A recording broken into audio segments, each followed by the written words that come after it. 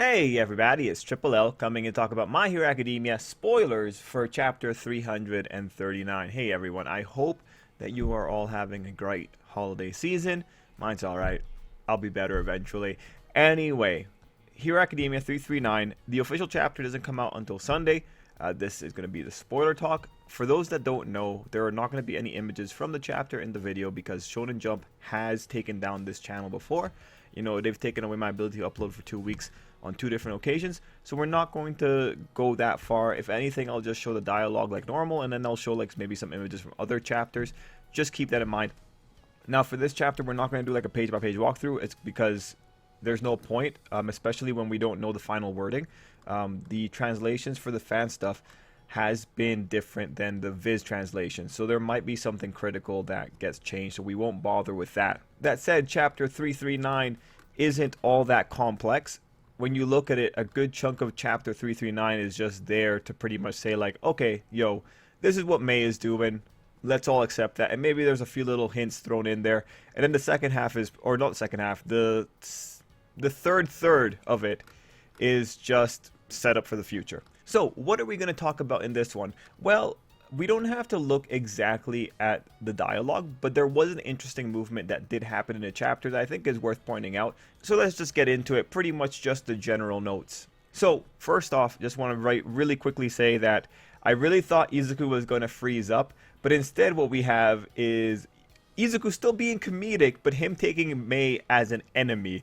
One of the lines that we have here is, "My danger sense didn't activate. She caught me totally off guard." And then Ida being the straight man. So one thing you'll notice for the chapter, if you have seen the spoilers here, is that it's still very comedic. Even in the hero portion, it's still very comedic. You had a moment where Sun Eater was having his cape pulled over his head because he didn't want to show his face. Very comedic. If there's something that's very clear here, is that the author is wanting to just inject a little bit of humor before we go back into like the serious dark stuff, which is totally fine. It's a kid's manga. Let them have their moment of happiness. That's not a big issue. Anyway, going back to Izuku and Mei, ultimately the joke that he went for here, that being Izuku being in battle mode, I thought was pretty funny. Now, one thing you saw also in the chapter is that the author, he went in and made Izuku serious very often, and then had Mei be the one like, nah, no serious, we're having a fun time here. So that was a pretty interesting little contrast between the two. I really appreciated it. And it's funny because people complain about Hero Academia slotting in these funny moments here. Honestly, they're in a safe place. I'm okay with it. It's different than having a funny moment in the middle of the war. This is totally fine. Let this little stuff happen. Now, to talk about the most interesting thing here, it really is what the author did with Mei. Now, just to give you the quick rundown for the spoilers, Izuku went to Mei. They're going to get their stuff done. At first, it doesn't seem like Mei's actually going to help out because she keeps saying no to Izuku and Ida, but then it turns out, oh no, she's just working on things and doing her best to get close to what they wanted.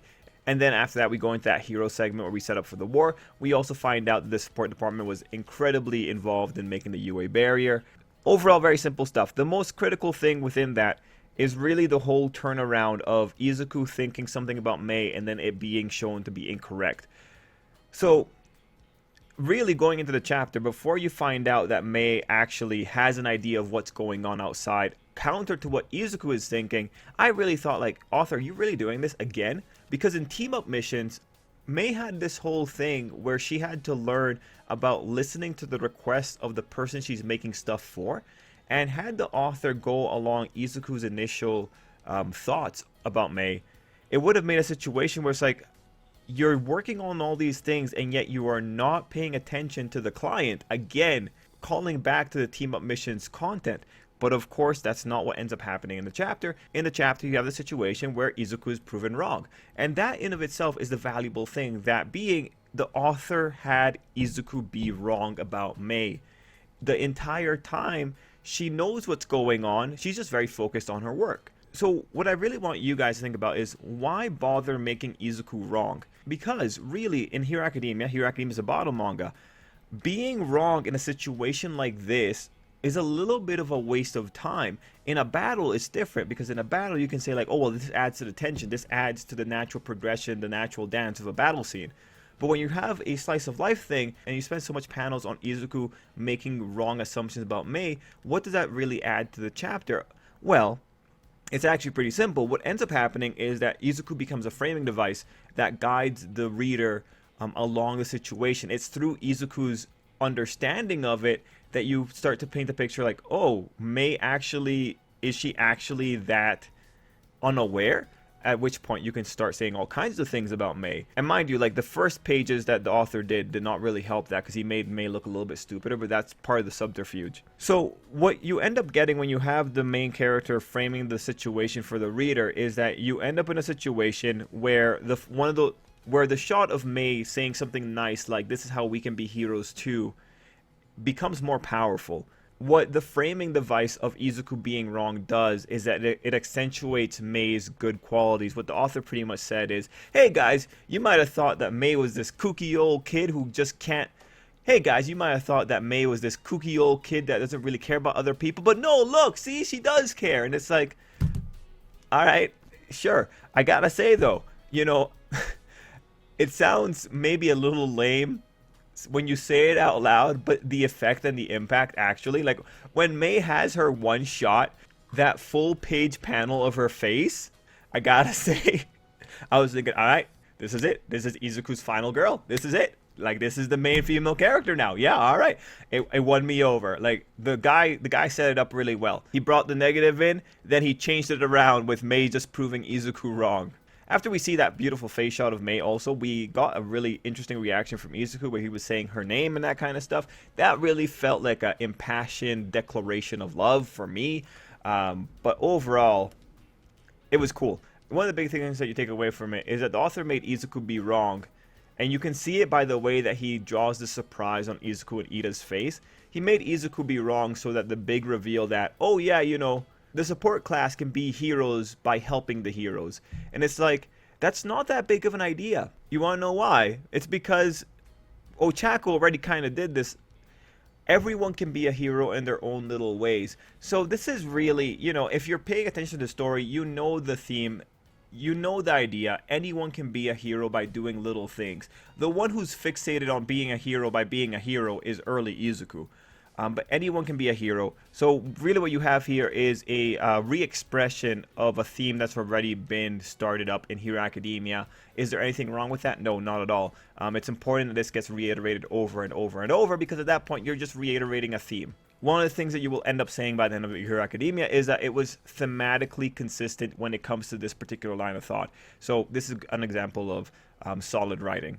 You wouldn't want your themes to just die in the background. So overall, the Mei portion, I feel the shot of her was beautiful. I think that was a really nicely drawn, way better than Ochako's shots. I don't know what it is about Ochako's dimensions, but like Mei's came out way better. The overall philosophy and like the little story that was going on here with Izuku being wrong and then being proven incorrect, and then also seeing what Mei was capable of doing, that was all good. Mei coming up with the replacements for their gear, also very good.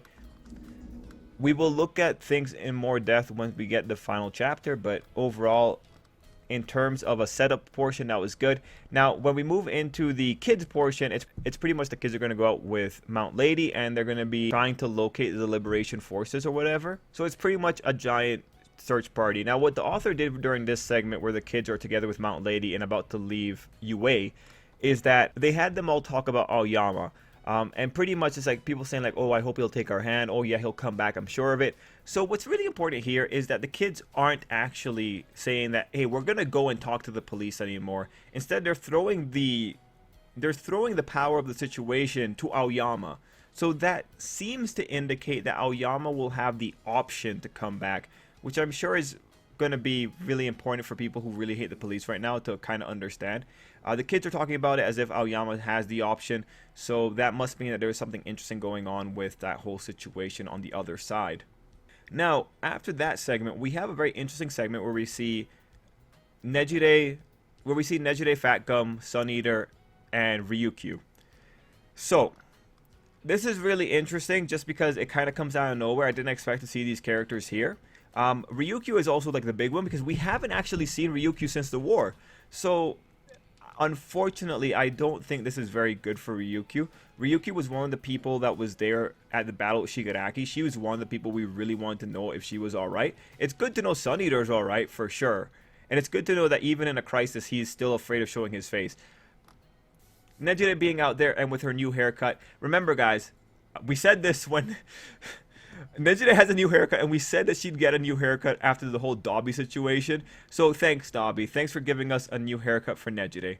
Anyway, this portion of the chapter is just there to say, like, oh, hey, guys, big battle's coming up. And then we end off the chapter with All Might pretty much saying, all right, we got our backup plan made. We have arrangements made. Let's rock and roll. We're ready for the decisive second war. Okay. Now, what's going to happen next week? We do get an editor's comment that says the planning continues before an all-out war. So that seems to me like we're going to get How We Became Heroes Part 3. So, I'm sure that'll be interesting. Now, again, we will do the page-by-page walkthrough when the official chapter comes out. I do wonder if there's going to be any big change in the dialogue. There really shouldn't, because like there's not that many critical things being said here. But who knows? We'll have to see. One thing I will say is that it's interesting that they spotlighted the support department. I would really love to see how the business department are being heroes right now. This is a big, wide note for the series of Hero Academia. Hero Academia's biggest problem is symmetry. Like, when in a story, you want to have some degree of symmetry, because like when you step out of symmetry, it becomes really easy to notice things aren't being treated equally. One of the big examples is really the big three within Hero Academia. You can tell Nejire isn't treated similarly to Mirio and Tamaki because you can see it in real time. You can see how much more those two characters got during Overhaul, and you can see how little Nejire got. And the same thing with Ryukyu. Ryukyu is a victim of the lack of symmetry. The kids in Class 1A, you know, people make jokes about, are these guys even relevant? The reason they can say that is because the lack of symmetry with the way that the minor characters are treated. Now, when we come here, back to the Mei situation, the lack of symmetry is present in the fact that there is no representative of the business side of UA. Did you even remember there's a business side? If you think about it, you have the hero side represented, you have the general studies represented through Shinzo, you have the support side represented through Mei and sort of Power Loader, but what about the business? There's no business. So this is a little bit of unfortunate. It's bad on the author that he didn't give these people more time. Now, mind you, he might come next week and say, like, this is how the business side becomes heroes, but without a focal point character, it really does seem like the author never really cared about the business side of UA. Now, some people might say, like, oh, but we still have time, you know, like maybe they'll come up with the business, maybe they'll make a business character later in the story, and it's like, no, it's too late.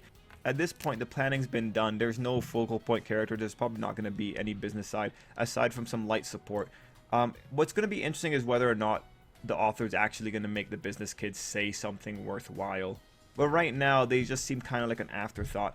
Anyway, those are my general thoughts for the spoilers. We will come back on Sunday and talk about the chapter proper and see if there was anything big that we missed in this initial video. Guys, let me know what you thought down below. Let me know if there are any big points that you thought was interesting from the chapter. And we'll leave it there. Till next time, I hope you have an absolutely great day.